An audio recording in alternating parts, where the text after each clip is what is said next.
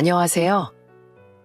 저는 남들보다 배움은 조금 부족하지만 누구보다도 행복하게 살아가고 있는 40대 여자입니다. 저는 학력이 고졸도 아닌 중졸인데요. 그렇게 될 수밖에 없었던 아픈 가정사가 있었습니다. 이제부터 제가 왜 중졸이 되었는지, 그리고 그것 때문에 무슨 일이 있었는지 얘기해 보려고 합니다. 끝까지 잘 들어주셨으면 좋겠습니다. 저희 집은 어렸을 때부터 가난한 편이었어요. 하지만 부모님께서 저희에게 사랑을 많이 주셔서 가난한 줄도 모르고 살았습니다. 방직 공장에 다니시던 저희 엄마는 가끔씩 일이 끝나고 떡볶이랑 순대를 사오실 때가 있었어요. 저희 삼남매는 엄마 손에 들려있는 떡볶이를 볼 때마다 너무 좋아서 소리를 질렀답니다. 우와! 떡볶이랑 순대다! 역시 우리 엄마 최고! 아이고, 그러다가 체할라. 엄마가 다음번에도 사다 줄 테니까 허겁지겁 먹지 말고 꼭꼭 씹어서 먹어. 눈이 펑펑 내리는 한겨울이 되면 호들자루를 가지고 뒷산에 가서 눈썰매를 타기도 했어요. 엄만 저희가 추울까봐 보온병에 따뜻한 코코아를 넣어서 가지고 나오셨는데 그걸 한 잔씩 따라 마실 때마다 온몸이 따뜻하게 풀리는 기분이 들더라고요. 그런데 어느 날부터 화목했던 가정에 금이 가기 시작했습니다. 항상 밝게 웃으시던 저희 엄마가 어느 날부터 표정이 없어지고 집에서 멍하니 앉아 계실 때가 많아진 거예요. 그런데 하루는 다 자고 있는 시간에 제가 뒤척이다가 잠깐 깬 적이 있었어요. 그런데 거실에서 이상한 소리가 들리길래 나가보니 저희 엄마가 혼자 쭈그려 앉아서 훌쩍이고 계시는 겁니다. 엄마, 왜 울어요? 무슨 일 있어요? 아니야, 엄마 안 울어. 진짜 괜찮아. 거짓말하지 마요. 방금 전까지 울고 있는 거 다 봤어요. 도대체 무슨 일인데 그래요? 그러자 저희 엄만 저를 꼭 안아주시더니 대답 대신 이런 말씀을 하시더군요. 선혜야, 엄마가 우리 선혜 많이 사랑하는 거 알지? 엄마가 요즘에 정신이 좀 없어서 널 많이 챙겨주지 못해서 미안해. 저는 그날 엄마한테 무슨 일이 있는 게 분명하구나 하는 생각이 들었어요. 그래서 너무 걱정되는 마음에 다음날 아빠한테 몰래 말했습니다. 그러자 아빠가 엄마한테 이러시더라고요. 여보, 진짜로 무슨 일이 있는 거 아니야? 요즘에 밥도 잘 안 먹고 살도 너무 많이 빠졌잖아. 혹시 직장에서 무슨 일이라도 있는 거야?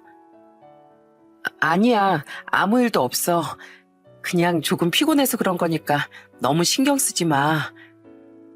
엄만 아빠가 아무리 물어봐도 계속 아무 일도 없다고 하시더군요. 하지만 그건 저희 가족을 걱정시키기 싫어했던 엄마의 거짓말이었어요. 제가 12살이 되었을 때 청천벽력 같은 사건이 일어나고 말았거든요. 그렇게 나날이 이상한 모습을 보이던 저희 엄마가 결국엔 스스로 생을 마감하시고 만 거였어요. 엄마의 유서엔 이런 내용이 써 있더군요. 여보, 너무 미안해. 나 이제 다 내려놓고 편해지고 싶어. 나 사실 그동안 당신한테 말을 못했지만 너무 힘들었어. 공장에 출근하는 하루하루가 너무나도 끔찍한 지옥이었거든. 엄마의 유서엔 엄마가 그동안 공장에서 당했던 일들에 대해 자세한 상황이 써 있었습니다. 그걸 읽어보니 이 모든 일의 발단은 엄마가 일하는 공장의 작업 반장이었던 김땡땡이라고 하더라고요. 김 반장은 저희 엄마가 유부녀에 자식이 셋이나 있는 걸 알면서도 자꾸 찝쩍거렸대요. 인숙 씨, 다음번에 나랑 진하게 술이나 한잔하지? 다른 직원들이랑 같이 말고 딱 둘이서만 말이야. 네? 반장님이랑 저랑 둘이서만요?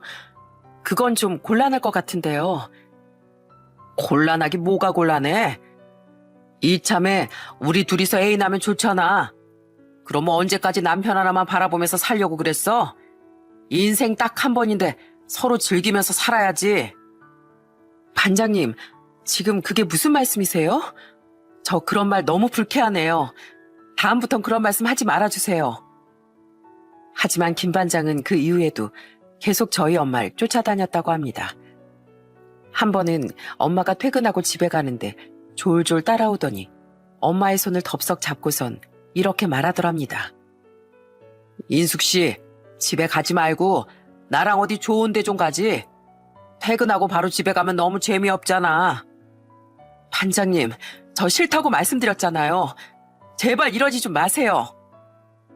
그런데 저희 엄마가 자꾸 거절하니까 기분이 나빴는지 그때부터 김 반장이 직원들한테 지시해 엄마를 따돌리기 시작했다더군요. 한 번은 일을 하고 있었는데 김 반장이 직원들한테 다 들리게 이렇게 얘기했답니다. 다들 일 똑바로 해. 저기 있는 김인숙이처럼 설렁설렁하지 말고. 그러니까 저 더럽게 일 못하는 김인숙한텐 앞으로 사람 대접 해주지도 말어. 알았어? 그날 이후로 공장 직원들은 엄마가 지나갈 때마다 어깨로 툭툭 치기도 하고 엄마가 먼저 말을 걸어도 절대 대답을 안 해줬다고 하더군요. 게다가 점심을 먹을 때도 아무도 엄마 옆에 안 앉으려고 했대요. 심지어 김 반장은 밥을 다 먹고 지나가면서 입 닦은 휴지를 일부러 엄마 식판에 던졌다고 하네요. 아우, 마침 여기에 쓰레기통이 있네. 쓰레기는 쓰레기통에 버려야지. 저희 엄마가 너무 서러워서 김 반장을 찾아가 따졌지만 아무 소용도 없다고 하더군요. 오히려 김 반장은 적반하장으로 나오면서 엄마한테 이렇게 말했대요. 그러니까 내가 잘해보자고 했을 때 받아들였어야지. 넌 이미 기회 끝이야, 끝. 날 무시했으니까 너도 무시당할 수밖에 없는 거라고. 이 외에도 제가 사연에 차마 적을 수 없는 더 심한 일들도 많이 써 있었습니다. 엄만 유서 마지막에 이런 말을 남겨놓으셨더라고요.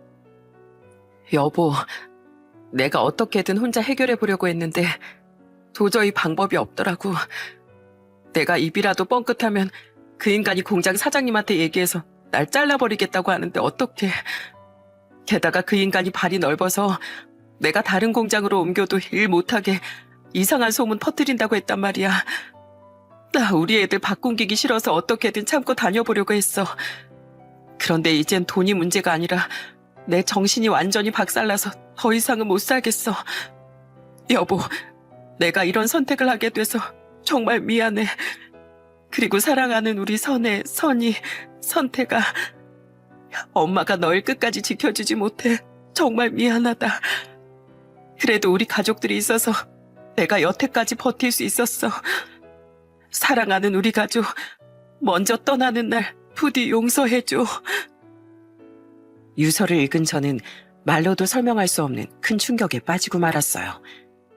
그리고 그건 저희 아빠도 마찬가지였죠. 아빤 그 유서를 보자마자 바로 엄마가 다니던 공장에 찾아가서 뒤집어 엎어버렸어요. 하지만 엄마의 유서만으론 아무런 소용도 없었어요. 벌써 35년 전이라 그땐 CCTV도 없었고 공장 직원 모두가 김 반장 편이라서 엄마의 억울함을 증명할 방법이 아예 없었거든요. 집에 돌아온 아빠는 저희 앞에서 눈물을 펑펑 쏟아내시더군요.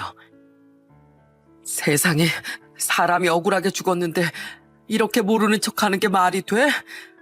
힘없는 사람은 이런 일을 당해도 그냥 참아야 되는 거냐고. 아빠, 울지 마요. 아빠가 우니까 나도 눈물이 나오잖아요. 선혜야, 아빠가 미안하다. 아빠가 돈도 많고 능력이 있어야 엄마가 그런 일을 당할 일도 없었을 텐데 그러지 못해서 정말 미안하구나. 저는 그날 아빠랑 끌어안고 얼마나 울었는지 모릅니다. 그런데 엄마의 장례식이 끝난 지 8일 정도 됐을 때였어요. 갑자기 어떤 사람이 저희 집에 찾아왔더라고요. 그 사람은 바로 저희 엄마랑 친하게 지냈던 직장 동료라고 하더군요. 그 사람은 눈물을 흘리며 저희 아빠한테 이렇게 말했어요. 사실 김 반장 그 인간이 저희 공장에서 입김이 좀 세거든요. 직원들한테 잘리기 싫으면 자기 말 들으라고 하는데 다들 사는 형편이 안 좋다 보니 무서워서 어쩔 수 없었습니다. 정말 죄송합니다. 뭐라고요? 왜 이제 와서 저한테 이런 말씀을 하시는 건데요? 사실 저 언니 장례식장에 조용히 갔다 왔어요. 그런데 거기서 언니의 영정사진을 보니까 도저히 가만히 있을 수가 없더라고요. 그래서 늦었지만 이제라도 언니 편 들어주고 싶어서 여기 온 거예요. 제가 앞으로 증인이 되어 드리겠습니다. 제가 보고 들은 것들 전부 다 경찰에 얘기할게요. 그렇게 저희 아빠는 그 증언을 바탕으로 경찰에 신고를 하게 되었습니다. 그런데 그 사람이 직장 동료 3명 정도를 더 설득을 해서 증인으로 나서게 해줬더라고요. 알고 보니까 김 반장이 저희 엄마만 괴롭힌 게 아니라 다른 직원들도 엄청 괴롭혔대요. 게다가 전에도 다른 여직원한테 찝적대다가 그 직원이 병을 얻어 그만둔 적도 있었다고 합니다. 그렇게 한 사람의 용기로 인해 다른 직원들까지 전부 증언을 쏟아내며 결국 김 반장은 회사에서 잘리고 구속이 되고 말았어요. 공장 측에선 김 반장 개인의 일탈로 생각하고 저희한테 도의적으로 작은 보상만 해주고 끝냈어요. 그래도 이렇게라도 엄마의 억울한 죽음을 조금이나마 풀 수 있게 되었습니다. 그 이후부턴 아빠가 혼자서 저희 3남매를 키워주셨어요. 그러다 보니 자연스레 제가 엄마 역할을 대신하게 되었죠. 동생들 밥 챙겨주는 것도 제가 맡아서 하게 되었습니다. 선이야, 선태가 밥 먹자. 에이, 오늘도 김치하고 간장이야? 누나, 나도 고기 먹고 싶단 말이야. 선택이 너 자꾸 반찬 투정 부릴래? 아빠가 우리를 먹여 살리기 위해 얼마나 고생하고 계시는데 자꾸 이런 식으로 철없게 굴 거야? 알았어, 미안해. 다음부터 반찬 투정 안 하면 되잖아. 아휴, 그래. 나도 화내서 미안해. 얼른 먹자. 밥 식겠다. 제가 도맡아서 동생들을 챙기다 보니 아빠는 항상 저한테 고마워하셨어요. 제가 없었으면 어쩔 뻔했냐고 말씀하시더라고요. 저희 아빠는 힘들게 일하면서도 항상 저희 3남매를 생각하셨어요. 가끔씩 자고 있으면 아빠가 방에 와서 저랑 동생들한테 조용히 이불을 덮어주고 가시는 걸 알고 있었답니다. 비록 엄만 일찍 떠나고 세상에 없으셨지만 아빠와 함께하는 그 시간들이 너무 행복했어요. 하지만 얼마 지나지 않아 청천벽력 같은 일이 일어나고 말았습니다. 제가 고등학교 1학년 때 추석을 며칠 앞둔 날이었어요. 할아버지 할머니가 일찍 돌아가셔서 아빠가 이맘때쯤마다 미리 벌초를 하러 시골에 가셨거든요. 그날도 고모랑 같이 벌초를 하신다고 가셨는데 갑자기 집에 전화가 온 거예요. 전화를 받아보니 고모가 다급한 목소리로 이렇게 말씀하시더군요. 선혜야, 지금 얼른 병원으로 내려와라. 고모가 택시비 줄 테니까 택시라도 타고 얼른 내려와. 왜요? 무슨 일인데요? 네 아빠 지금 응급실에 실려갔다. 아까 벌초하다가 벌에 쏘였는데 점점 어지럽고 숨을 쉬기가 힘들다고 하더니 바닥에 풀썩 쓰러지고 말았어. 네 아빠 지금 위급한 것 같으니까 얼른 내려오거라. 얼른. 그 말에 저는 동생들까지 데리고 택시를 타고 병원으로 갔습니다. 다행히 시골이 저희 집에서 1시간 정도 거리라 갈 수가 있었어요. 그런데 막상 병원에 도착해보니 저희 아빤 이미 세상을 떠나신 뒤였습니다. 알고 보니 벌이 5단에 들어가서 수차례 쏘였고 알레르기 반응까지 더해져서 그렇게 되셨다고 하더라고요. 저는 하늘이 무너지는 것 같은 충격에 오열을 하고 말았습니다. 아빠, 엄마가 그렇게 떠나시고 나서 아빠가 우릴 지켜주는 든든한 기둥이었잖아요. 항상 우리한테 좋은 말만 해주시고 힘들게 일하면서도 우리가 행복하기만을 바란다고 하셨잖아요. 그런데 이렇게 아빠가 떠나면 우리가 어떻게 행복할 수가 있겠어요? 아빠, 제발 가지 마요. 네?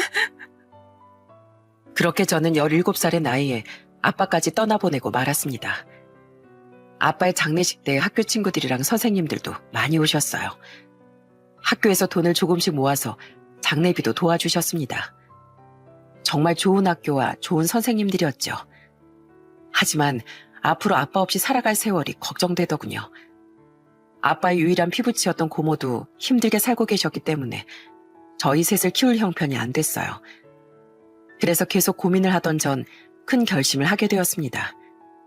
저는 엄마와 아빠가 나란히 묻힌 산소에 가서 이렇게 얘기했어요. 엄마, 아빠, 저 학교 그만두고 공부 포기할게요. 이제 엄마 아빠도 없고 내 동생들한테 남은 건 나뿐인데 맞이인 내가 당연히 책임져야죠. 제가 엄마 아빠 대신 동생들 꼭 돌보겠다고 약속할게요. 그렇게 저는 학교에 자퇴서를 내고 17살의 나이에 소녀가장이 되었습니다. 그때부터 저는 학생이 할 수 있는 아르바이트를 하면서 돈을 벌었어요. 처음엔 전단지 알바로 시작했는데 온 동네를 돌아다니며 전단지를 붙이려니까 다리가 끊어질 것처럼 아프고 힘들더라고요. 가끔씩 동생들이 학교 마치고 와서 전단지 붙이는 걸 도와줄 때마다 얼마나 고마웠는지 모릅니다. 저는 식당에서 서빙 알바도 했었는데 한 번은 서빙을 하다가 그릇을 엎는 바람에 사장님한테 엄청 혼난 적도 있었어요. 아유, 너 이거 어떻게 할 거야? 그릇도 깨지고 음식도 다 버려버렸잖아. 내가 똑바로 하라고 몇 번을 말했어? 저는 그럴 때마다 심장이 쿵쾅거리면서 너무 무서웠지만 꾹 참고 열심히 일했습니다. 제가 이런 걸 견뎌내야 동생들을 먹여 살릴 수 있었으니까요. 그런데 동생들은 제가 밤늦게 퇴근하고 집에 가면 항상 대문 앞에 나와서 절 기다려주더라고요. 뭐야, 또 여기 나와 있었어? 나 안 기다려도 된다니까 그러네. 에이, 우리 동네가 가로등도 별로 없어서 깜깜하잖아. 이렇게 어두운 시간에 누나 혼자 집에 오려면 무서울 텐데 누나가 잘 오고 있는지 우리가 지켜보기라도 해야지. 아이고, 역시 우리 동생들밖에 없네. 내가 너희들 때문에 기운이 펄펄 난다. 그런데 그렇게 열심히 일하던 어느 날 퇴근하고 집에 갔는데 갑자기 불이 딱 꺼진 거예요. 정전인가 싶어서 동생들의 이름을 불렀는데 갑자기 그 순간 불이 탁 하고 켜졌습니다. 그리고 케이크를 손에 든 동생들이 노래를 시작하더군요. 생일 축하합니다. 생일 축하합니다. 사랑하는 우리 언니 누나 생일 축하합니다. 뭐야, 너희들 언제 이런 걸 다 준비했어? 너네가 무슨 돈이 있어서? 언니가 우리한테 학교에서 기죽지 말라고 용돈 조금씩 줬었잖아. 그거 모아서 언니 생일 케이크 한번 사본 거야. 아참, 내가 미역국도 끓여봤는데 얼른 와서 먹어봐. 동생들은 언제 어디서 배웠는지 미역국까지 끓여서 제 생일상을 차려놨더라고요. 저는 너무 감동해서 저도 모르게 눈가가 촉촉해졌습니다. 그런데 동생들이 차려준 생일상을 맛있게 먹고 있던 그때 남동생이 저한테 이런 말을 하더라고요. 누나, 조금만 기다려. 내가 열심히 공부해서 성공해가지고 꼭 누나 책임질게. 아이고, 누가 누굴 책임진다는 거야? 너희들 앞가림이나 잘해. 난 너희가 잘 되는 게 최고의 행복이니까. 알겠지? 제 동생들은 둘 다 공부를 잘했는데 저는 동생들을 대학에 보내는 게 목표였습니다. 그래서 하루에 잠을 4-5시간씩밖에 못 자면서 투잡, 쓰리잡을 뛰었어요. 20살이 되어서부턴 공장에 다니며 일을 하기 시작했습니다. 결국 제 여동생은 서울에 있는 대학교에 진학했고 남동생도 서울에 있는 명문대에 들어가게 되었어요. 물론 저 혼자서 동생들 대학 등록금을 다 내기엔 부족했습니다. 어쩔 수 없이 학자금 대출을 받을 수밖에 없었어요. 동생들은 대학에 들어가고 나선 아르바이트를 하면서 저를 옆에서 많이 도와주더라고요. 그리고 시간이 흘러 여동생은 세무사 시험에 합격해 세무사가 되었고 남동생도 여러 번의 도전 끝에 대기업에 합격하게 되었어요. 남동생이 대기업에 합격한 그날 셋이서 부둥켜 안고 방방 뛰며 얼마나 기뻐했는지 모릅니다. 저는 주말에 동생들과 함께 부모님의 산소에 내려가선 공손하게 절을 올린 후 이렇게 말했습니다.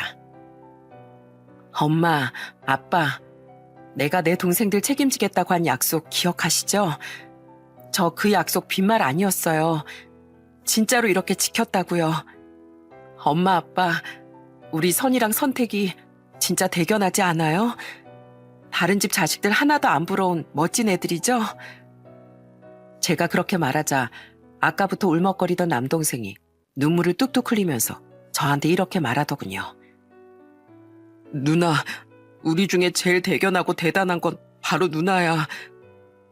누나가 없었으면 우리가 이렇게 좋은 대학 나와서 좋은 직업 가지지도 못했을 거야. 누나, 우리 때문에 고등학교도 못 나오고 누나 혼자 고생시켜서 너무 미안해. 아니야, 미안하기 뭐가 미안해. 방금 우리 엄마 아빠가 나한테 우리 딸 고생 많았다고 마음속으로 말씀해 주셨어. 난 그거 한마디면 충분해. 그러니까 나한테 미안해할 필요 없어. 알았지? 남동생은 그 이후에도 한참이나 어깨를 들썩이며 흐느끼더군요. 여동생도 옆에서 고맙다며 저를 따뜻하게 끌어안아줬어요. 그렇게 남동생까지 어엿한 직장인이 되고 그 어렸던 삼남매는 각자 자기의 자리에서 열심히 일을 하게 되었습니다. 이제 밥 굶을 걱정하는 건 옛날 일이 되어버린 거죠. 그렇게 시간이 흘러 저는 30대 중반에 지인의 소개로 남편을 만나게 되었어요. 잘생기지도 않고 키도 크지 않았지만 되게 순박한 사람인 것 같더라고요. 첫 만남이라고 레스토랑에 가서 고기를 써는데 둘 다 영 어색한 거예요. 남편이 버벅거리며 고기를 써는 모습을 보고 제가 웃음을 터뜨리자 남편이 저한테 이렇게 얘기하더군요. 사실 전 이런 것보단 토속적인 음식을 좋아하거든요. 이 나이 먹고 스테이크 하나 제대로 못 써는 모습을 보여드리니 좀 민망하네요. 어머, 저도 이런 것보단 한식을 좋아하는데. 정말요? 와, 그럼 다음번엔 저랑 같이 삼겹살에 소주 한 잔 어때요? 이런 건 영 느끼하고 제 스타일이 아니라서요. 남편은 중졸인 저한테 편견도 없고 정말 소박한 사람이었어요. 저는 그런 남편과 마음이 잘 맞아 1년간의 연애 끝에 결혼을 약속하게 되었습니다. 예비 시댁에 인사를 드리러 갔는데 예비 시부모님께서도 정말 좋은 분들이시더라고요. 제 사정을 미리 남편한테 들어서 알고 계시던 예비 시어머니께서 저한테 이렇게 말씀하셨어요. 아이고, 그 어린 나이에 혼자서 동생들 키우느라 고생 많이 했다고 들었어요. 그래도 학교를 그만둔다는 게 쉽지 않은 결정이었을 텐데 동생들 생각하는 마음이 참 컸나 보네요. 이제 우리 아들이랑 결혼하면 우리가 부모나 마찬가지니까 이젠 모든 짐을 혼자 짊어지려고 하지 말고 뭐든지 우리한테 다 얘기해요. 알았죠? 전 그렇게 결혼 허락을 받고 동생들한테도 결혼한다고 알렸습니다. 그런데 얼마 후 주말에 집에서 쉬고 있었는데 동생들이 저한테 할 말이 있다며 이러더라고요. 언니, 결혼 축하해. 이제 우리 걱정은 하지 말고 형부랑 행복한 가정 꾸리면서 살아. 그래 누나, 우리 이제 어린애 아니니까 앞으로 매형한테만 잘해. 누나도 누나 인생 살아야 되잖아. 아참, 우리가 누나한테 결혼 선물로 줄 게 있어. 잠깐만 기다려봐. 동생들은 둘이서 속닥속닥거리더니 갑자기 휴대폰을 만지작거리더군요. 그러더니 둘이 동시에 저한테 휴대폰을 들이밀면서 이렇게 얘기하는 거예요. 짜잔! 이게 바로 누나 선물이야. 누나, 얼른 통장 확인해봐. 동생들이 보여준 화면은 바로 휴대폰 이체 내역이었어요. 그리고 동시에 제 휴대폰에 딩동 하고 알림음이 울리더니 은행 어플에서 돈이 입금됐다는 알림이 떴습니다. 저는 휴대폰으로 계좌를 확인해보고 깜짝 놀라고 말았어요. 동생들이 각각 1억 원씩 저한테 자그마치 2억 원을 송금한 겁니다. 저는 제 눈을 믿을 수가 없어서 동생들한테 이렇게 말했습니다. 너희들 이게 다 뭐야? 이 큰 돈을 왜 나한테 보내는 거야? 언니가 그동안 우리를 위해서 고생한 세월이 얼만데 우리가 이 정도도 못 해주겠어? 언니가 그 어린 나이에 우리 책임진다고 언니 인생을 갈아 넣었잖아. 아니, 그래도 그렇지. 내가 너희한테 이렇게 큰 돈을 어떻게 받아? 나 이거 못 받아. 내가 도로 송금해 줄 테니까 그냥 없던 일로 해. 하지만 동생들은 계속해서 저보고 그 돈을 받으라고 하더군요. 둘이서 6, 7년 동안 열심히 일해서 모은 돈을 저한테 다 준다고 하니까 너무 미안했어요. 아무리 직업이 세무사고 대기업에 다닌다고 하더라도 그만큼 모으려면 아끼고 아껴야 모을 수 있는 거잖아요. 하지만 동생들의 고집이 너무나 완강해서 저는 결국 그 돈을 받을 수밖에 없었습니다. 아휴, 내가 너희 때문에 못 산다, 못 살아.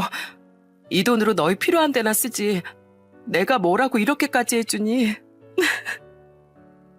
결국 저는 동생들의 응원과 지원 덕분에 행복하게 결혼식을 올릴 수 있게 되었습니다. 결혼 전에는 동생들 덕분에 행복했지만 결혼 후에는 남편과 시댁 식구들 덕분에 더 행복했어요. 시부모님뿐만 아니라 시동생도 정말 좋은 사람이었습니다. 시동생은 직업이 치과 의사였는데 성격도 정말 자상하더라고요. 한 번은 제가 시댁에 갔다가 김치전을 부친 적이 있었어요. 그런데 시동생이 그걸 먹더니 엄지를 척하고 올리며 이렇게 말하는 거예요. 이야, 형수님이 부친 김치전 완전 죽이는데요. 이거 완전 막걸리 안주구만. 형수님 손맛이 진짜 최고예요, 최고. 그러자 옆에 있던 시어머니께서 시동생한테 이렇게 말씀하시더군요. 어이구, 김치가 맛있으니까 김치전도 맛있는 거야. 그 김치 내가 담근 거구만. 그럼요. 원래 재료가 맛있어야 음식이 맛있는 거잖아요. 하여튼 도련님은 맨날 저만 칭찬하시고 아주 제가 민망한 지경이라니까요. 제가 결혼 2년 만에 아들을 낳았을 때도 시동생이 너무 좋아하더라고요. 우와, 나 그럼 이제 작은 아빠 되는 거예요? 아싸, 신난다. 형수님, 필요한 거 있으시면 다 말씀하세요. 저 우리 조카 위해서 뭐든지 다 해줄 수 있어요. 시댁 식구들이 저한테 너무 잘해주니까 정말 기분이 좋더라고요. 게다가 남편도 너무 다정한 성격이라 싸울 일도 거의 없고 행복한 나날들의 연속이었어요. 저는 남편과의 사이에서 둘째도 아들을 낳았답니다. 그런데 제가 결혼한 지 5년쯤 됐을 때 시동생이 결혼을 하게 되었어요. 동서는 대기업 화장품 회사를 다닌다고 하더군요. 그런데 시동생이 결혼한 지 얼마 안 됐을 때 시동생이 워낙 김치를 좋아하니까 시어머니가 김치 담그는 법을 알려주신다면서 김장때 부르신 적이 있었어요. 그런데 동서는 김치를 담그는 건지 소꿉놀이를 하는 건지 모를 정도로 대충대충 하더니 투덜거리면서 이렇게 말하더라고요. 아, 귀찮아. 다들 너무 사서 고생하는 거 아니에요?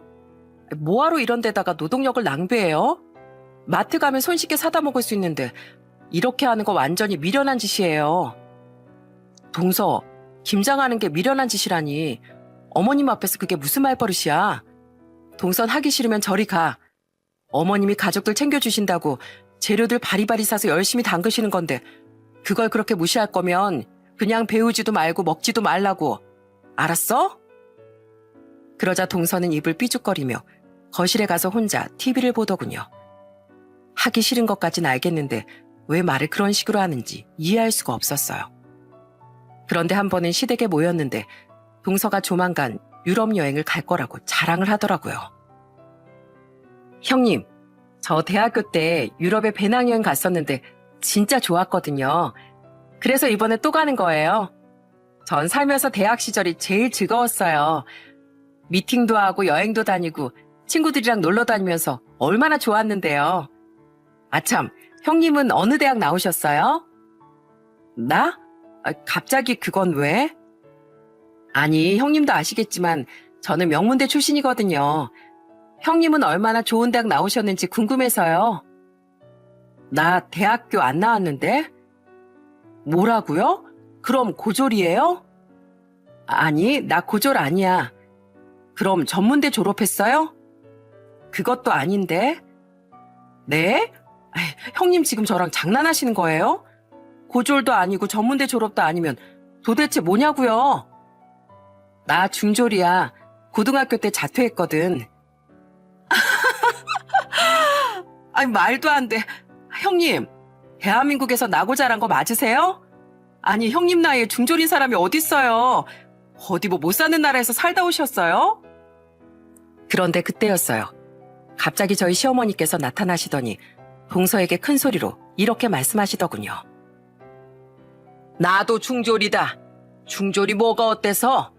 중졸이면 뭐 안 되는 법이라도 있냐?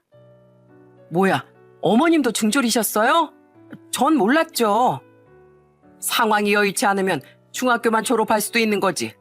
뭘 그걸 가지고 깔깔대면서 비웃고 있어?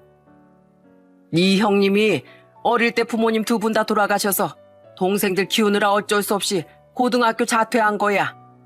뭘 알지도 못하면서 사람을 무시하고 난리야? 대학만 나왔으면 다야? 알았어요. 왜 저한테 무섭게 화를 내고 그러세요? 진짜 어머님 무서워서 말도 함부로 못하겠네. 저도 동서한테 한마디 하려고 했는데 시어머니가 먼저 나서서 크게 혼내주시니 속이 다 시원하더라고요. 한번 따끔하게 혼이 났으니 다음부터는 안 그럴 거라고 생각했어요. 하지만 동선 그 이후에도 계속해서 절 무시하기 시작했습니다. 한 번은 시아버지 생신 때 제가 직접 요리를 해서 생신상을 차려드린 적이 있었어요.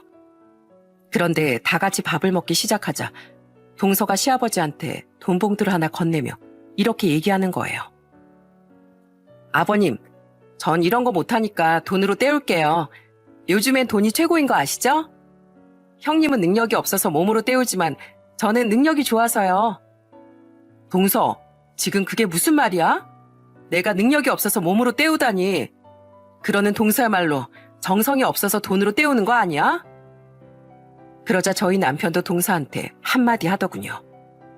재수씨, 말이 너무 심하다는 생각 안 들어요? 우리 아버지 생신인데 굳이 그렇게 분위기를 흐려야겠어요? 말 한마디를 하더라도 아다르고 어다른 거 모르냐고요? 동서는 저랑 남편뿐만이 아니라 시동생과 시부모님한테도 각각 한 소리씩 들었습니다. 왜 쓸데없는 얘기를 해서 욕을 먹는 건지 정말 이해가 되지 않았습니다.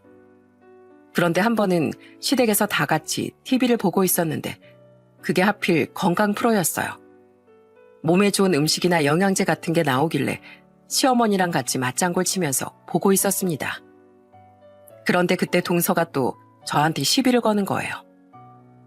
형님, 지금 저걸 믿어요? 저런 거 다 영양제 같은 제품 팔려고 방송에서 짜고 치는 거예요.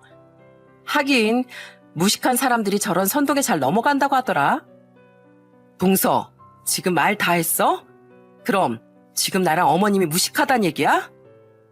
아니, 말이 그렇다는 거죠. 저런 거 다 PPL인데 그것도 모르고 속아서 사는 사람이 많다고 하더라고요. 우리가 언제 저거 산다고 했어? 그냥 몸에 좋은 음식이라고 하니까 참고하는 거지. 동서, 제발 그 말 좀 가려서 해. 말을 할 때 상대방 기분을 좀 생각하면서 말을 하라고. 하지만 동서는 그 이후에도 계속해서 만행을 저질렀습니다. 시간이 흘러 저희 큰애가 유치원에 들어갔는데 동서가 저한테 이렇게 얘기를 하는 거예요. 형님, 우주 일반 유치원 들어갔다면서요? 왜 영어 유치원은 안 보내요?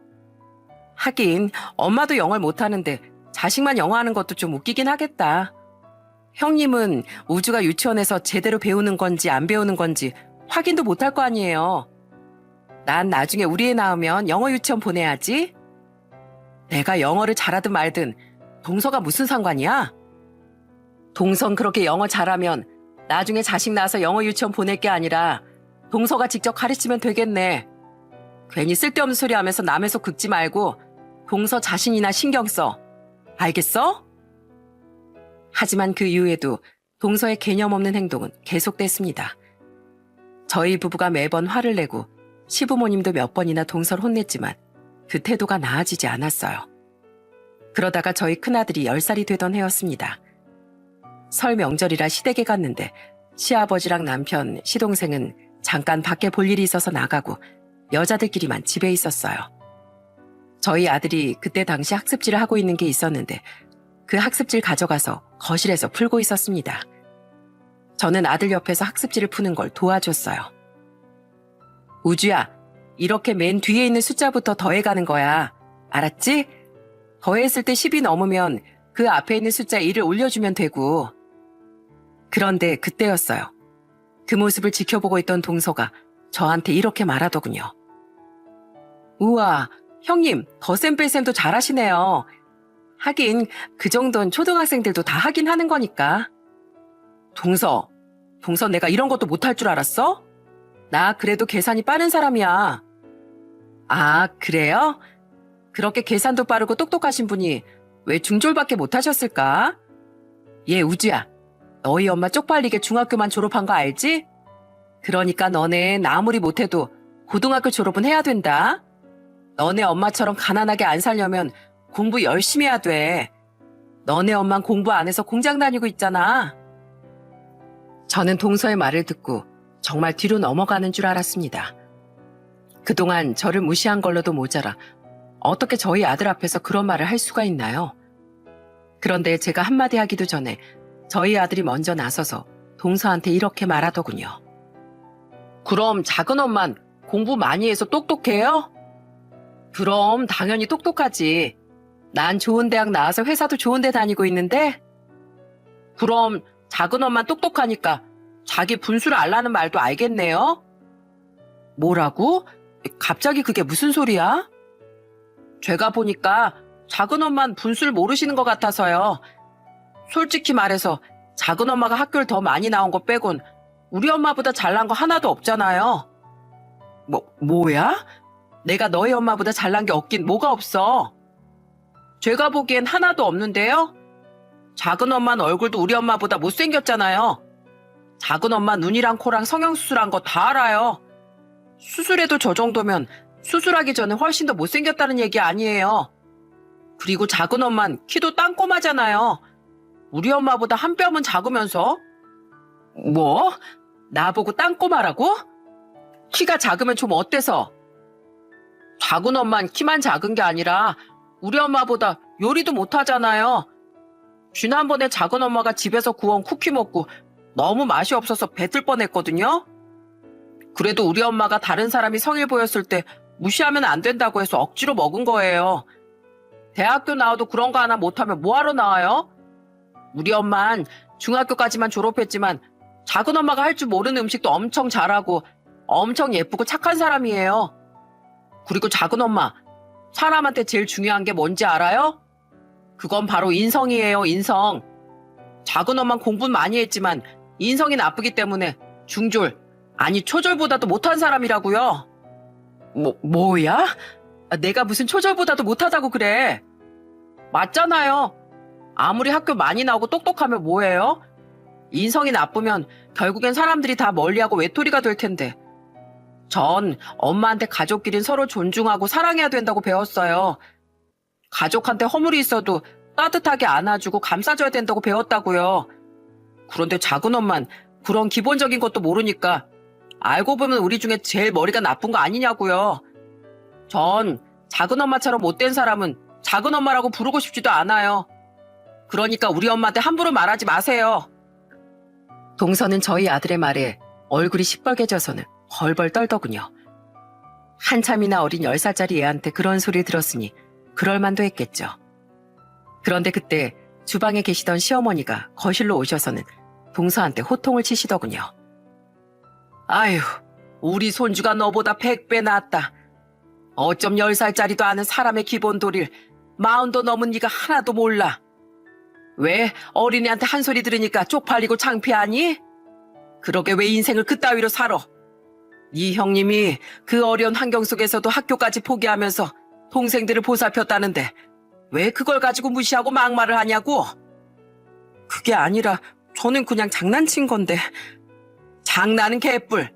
듣는 나도 이렇게 기분이 나쁜데 네 형님이 그걸 장난이라고 받아들이겠냐?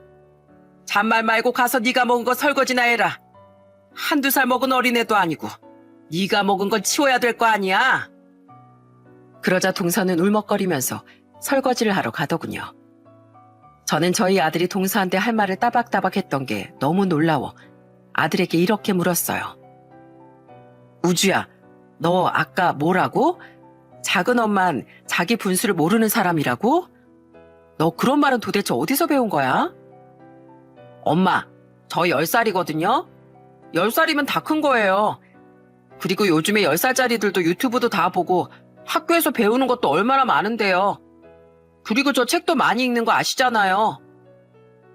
아무리 책 읽는 걸 좋아하고 유튜브에서 이것저것 많이 본다고 해도 저희 아들이 그렇게 말을 잘할 줄은 정말 몰랐습니다. 저 대신 나서서 싸워준 아들한테 너무 고맙고 기특했어요. 그런데 동서가 설거지를 다 하고 와서는 저한테 쭈뼛거리며 사과를 하더라고요. 형님, 아까 제가 너무 심하게 얘기해서 죄송해요. 전 그냥 장난친 것 뿐이었는데 이렇게까지 상황이 심각해질 줄은 몰랐네요. 동서, 난 동서가 왜 자꾸 나한테 이러는지 정말 모르겠어. 나보다 좋은 직장에 다니고 벌이도 좋고 좋은 집에 살면 된 거잖아.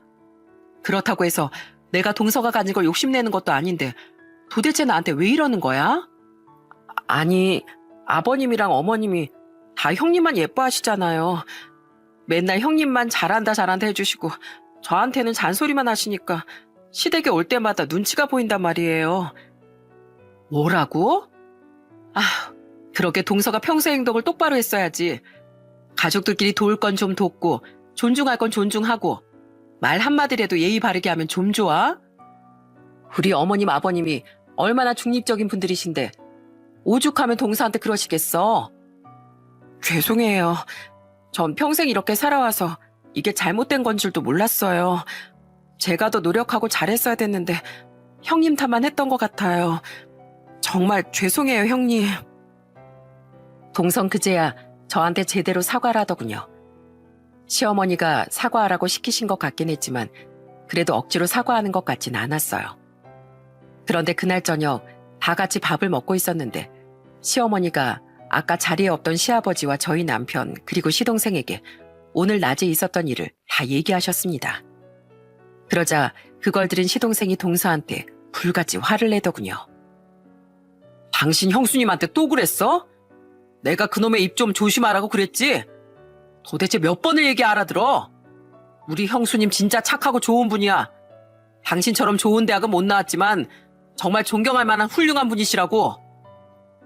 그러자 저희 시아버지께서도 동서한테 크게 화를 내시더군요. 작은 애 너 보자 보자 하니까 이제 도를 지나치는구나. 호졸이든 중졸이든 네 형님은 형님이야.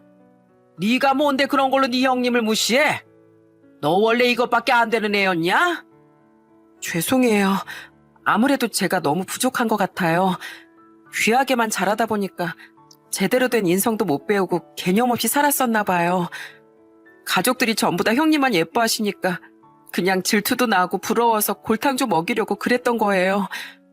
저도 잘한다고 했는데 아무도 안 알아주는 것 같아서 너무 서운했단 말이에요.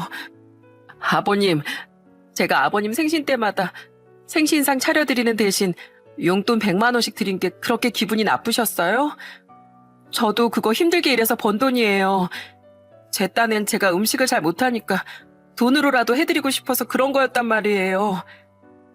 누가 힘들게 번 돈인 거 몰라? 사람이 말 한마디가 얼마나 중요한 건데 네가 칭찬받고 싶어서 네 형님을 까내리고 무시하니까 이런 분란이 생기는 거잖아. 네 형님은 너만큼 큰 금액은 아니어도 용돈도 챙겨주고 정성 들여 생일상도 차려주는 애야. 그런데 넌 네 형님한테 뭐라고 그랬어? 돈 없고 능력 없으니까 몸으로 때우는 거라고 그랬지? 네가 그렇게 함부로 내뱉는 말 한마디 때문에 네가 하는 짓이 예쁘게 보일 수가 없는 거야.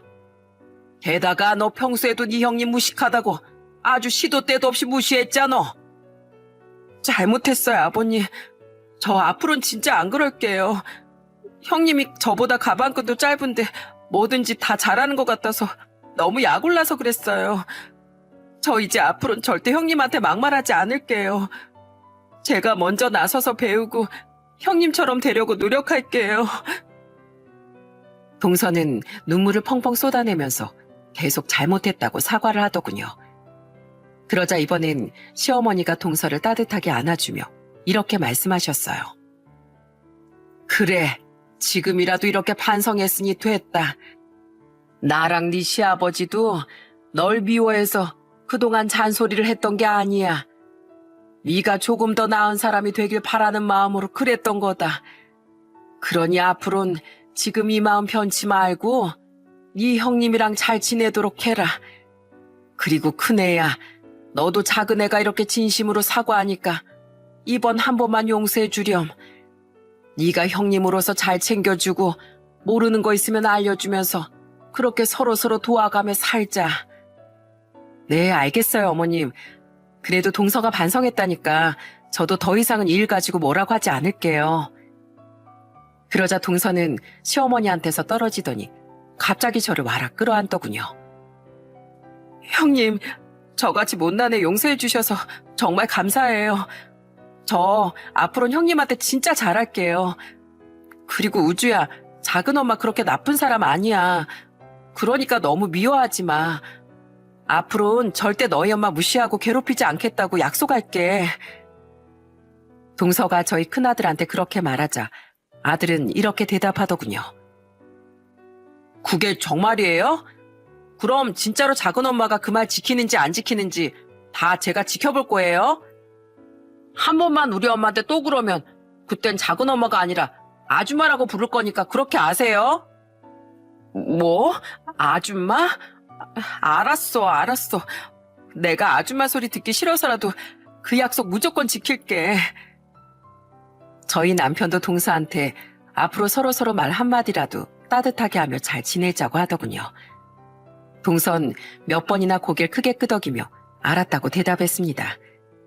그렇게 저희 아들 덕분에 동서를 용서하고 서로 마음에 있던 앙금을 풀 수 있게 되었어요. 어찌 보면 저희 아들이 저희 가족한테 행복을 가져다 준 1등 공신이라고 할 수도 있겠네요. 그 이후로 저는 동서랑 계속 잘 지내고 있답니다. 그런데 동서는 저희 아들이 무서운지 지금도 저희 아들이 뭐라고 할까봐 조마조마해 하더라고요. 한 번은 동서가 자기네 회사 화장품을 저한테 선물해 준 적이 있었어요. 형님, 제가 그동안 형님한테 너무 무심했죠. 이거 진짜 좋은 건데 한번 발라보세요. 형님은 피부가 원래 고우시지만 좋은 화장품 바르면 더 좋아지실 거예요. 어머, 그래? 동서네 회사에서 만든 화장품이니까 내가 또 믿고 발라봐야지. 고마워, 동서. 동서 덕분에 내가 1년은 더 어려지겠어.